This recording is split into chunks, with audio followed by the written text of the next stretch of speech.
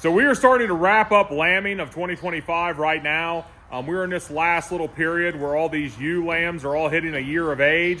And so basically any one of them can have a lamb over about the next 25 to 30 days.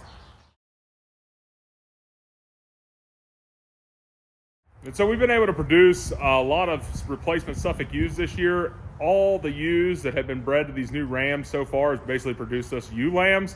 And these are ewes that we've held back that have been able to perform. We've been marking any ewe that hasn't been able to perform so we can call her and just remove her from the flock. But I ended up also this last week starting to look at these ewe lambs that are just here hitting a year old. And we had them in with a ram. He had a black crown on and really didn't leave any marks on any of the ewes. So I just kind of figured, he didn't get any mark there at the end. But walked out here into the barn after being out here, closing everything up at about 10 o'clock at night.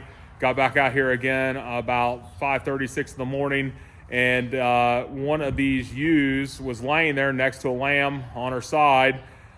She had it overnight. She really didn't get it cleaned off or anything. The lamb was extremely cold. We weren't able to get it to recover. We were trying to warm it up and it just was, too far gone. She really didn't know what she was doing, but I wasn't checking them throughout the night for them to be lambing because none of them were marked. And then none of them were really showing any signs of developing an udder or really looked like they were getting ready to have a lamb. But the more we've been watching them here since then, over this last week, that dark colored ewe back there is kind of hiding. She's really starting to develop kind of a sag in her belly. And there's a couple other of these ewes in this pen here that would have been in that late group that's starting to really look like they might be bred. Another one that I started keeping my eye on this week over here in the Suffolk pen is this one right here. Last night I noticed as she walked by, I could start seeing that she was starting to develop an udder. It's gotten bigger today, just overnight. It's more visible from the outside. And so I think a couple of these were probably marked by our ram Earl, and they're just, really not showing, just probably because they're first time ewe lambs. It's actually been a couple of years since me and Rachel has bred ewes to have lambs right past their first birthday. Normally we're holding them back for a year, and then they'd be having lambs right around their second birthday. And those ewes, we noticed had developed a big udder. They would show kind of that classic signs of, getting ready to lamb.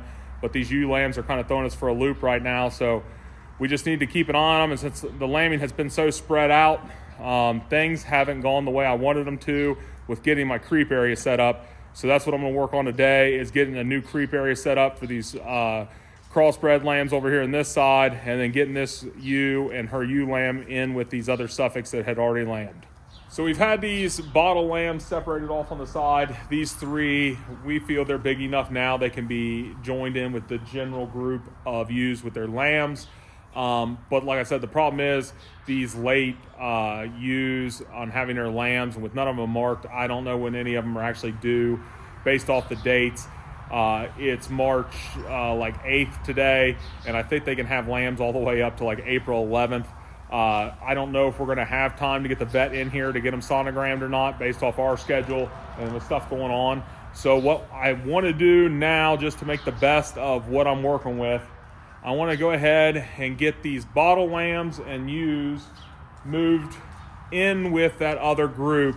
But I'm going to do that by basically opening up my gate that I have in between the two hay racks and adding an 8-foot gate onto it, connecting it in over here to these lambing jugs, and then removing the gates inside the lambing jugs and setting those panels up to use them as a creep area. And I'll make this my creep area down here in the corner for these lambs, and we'll get these ewes in there with them, with their lambs, and then we'll open all this up. And so these other ewes that we're waiting on will still have a lambing jug set up right here on the end for them. So that way when they lamb, we can get them in there and then get them moved in with the rest of the group. We thought about moving them over where all the ewes with their lambs are at right now. The problem with that is I don't have a lot of cameras, and it's hard to get them set up in different angles where we kind of have this whole area covered right here. It makes it a little bit easier for us to check on them, but with this winter weather kind of breaking and starting to warm up a little bit, we're hoping they should be okay. But I want to get them separated off, get them moved off over in here, and that's what we're going to try to get done today.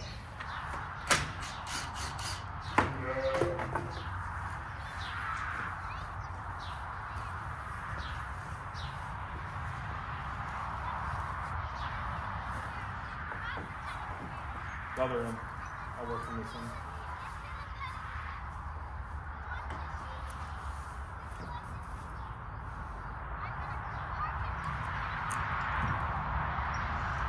Pretty square there. They're all like that.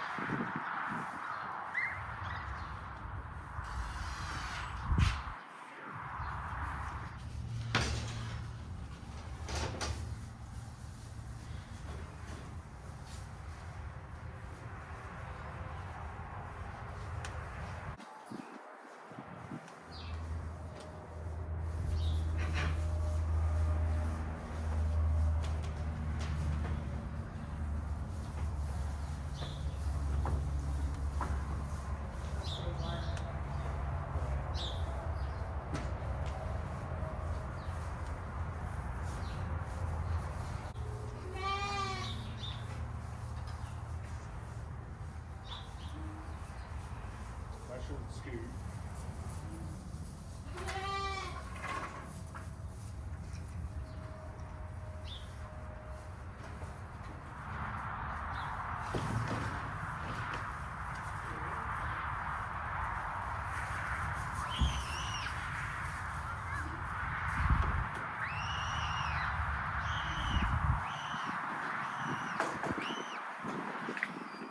So getting them moved around went pretty good.